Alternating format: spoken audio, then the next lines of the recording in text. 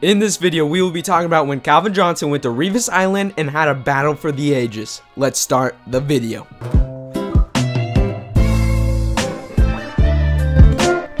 The 2010 NFL season was a great year for football. It was weird, but at the same time, amazing. We had Matt Castle and Dwayne Bowe in the Pro Bowl. The Buccaneers went 10-6 with Josh Freeman. That was a great one-year wonder. We even got to see Marshawn Lynch's beastquake during the 2010 season. But not widely as known, we also got to see one of the greatest wide receiver versus cornerback matchups of all time.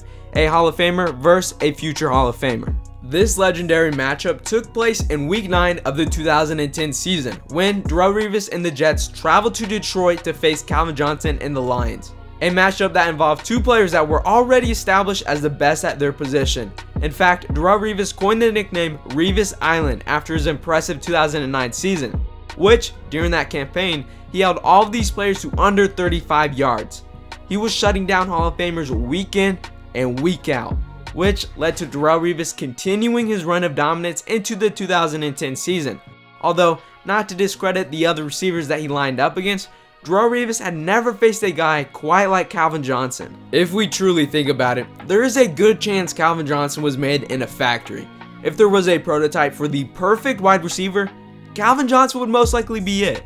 He was the most physically imposing wide receiver in the NFL, and when comparing him to Darrelle Revis, Calvin Johnson was 6 inches taller than him, 39 pounds heavier, and he was even faster than him. Just to put that into more perspective, the average height for a wide receiver in the NFL is 6'1". The average 40-yard dash for an NFL wide receiver is 4.48. Calvin Johnson is not only bigger and stronger than the average wide receiver, but he is also faster.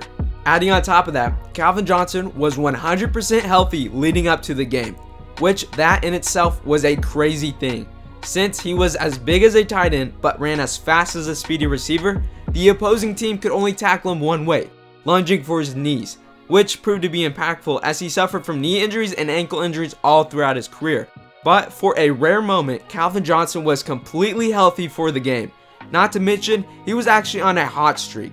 Calvin Johnson started the 2010 season slow for his standards, but 2 weeks before the Jets game, he absolutely torched the Giants. Then in the week before against Washington, Calvin Johnson caught for 3 touchdowns.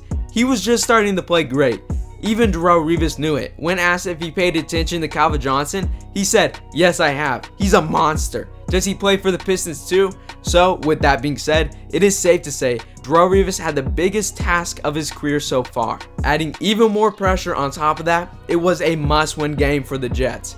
They are not historically known as a winning franchise, so as they started off strong in the 2010 season, they found themselves in a tight race against the Patriots for the division title. It was a big deal, and if they lost against the Lions, the hopes to win the division for the first time in 8 years would be out of reach. If they wanted a shot at it, they had to win. There was one major concern though: had the ability to impact the outcome of a game. So, what seemed to be just a normal Sunday game that they put in the middle of the day, it actually had the showdown of the season. A shutdown cornerback on a team that had to win against a monster wide receiver. Finally, it was time for the two players to go at it. Javid Best lines up in the backfield. Stafford to throw on first down.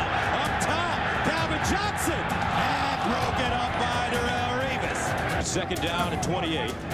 At the 27. Jerome Felton, the fullback, in the backfield. Stafford, short drop, slant. Calvin Johnson with the grab, and he'll get to the 40. Stafford. And knocked down by Revis again. 2. Felton, Kevin Smith in the offset eye. Stafford in the end zone. Incomplete. One catch. Calvin Johnson was only able to catch one ball for 13 yards in the entire game. Darrelle Revis shut down the best player on the field, and it had an impact on the result of the game. On a 3rd and 5, Darrelle Revis shot down a pass to Calvin Johnson, which forced the Lions to punt the ball. Then in the 4th quarter, as the Lions were within a few yards of the end zone, Calvin Johnson and Darrelle Revis were isolated on the right side of the field. Matthew Stafford lobbed a 50-50 ball up for Calvin Johnson.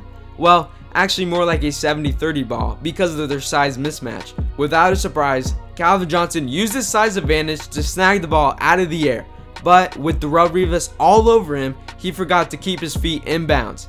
Darrelle Revis stopped Calvin Johnson with the game on the line, which proved to be crucial as the Jets ended up walking away with the win.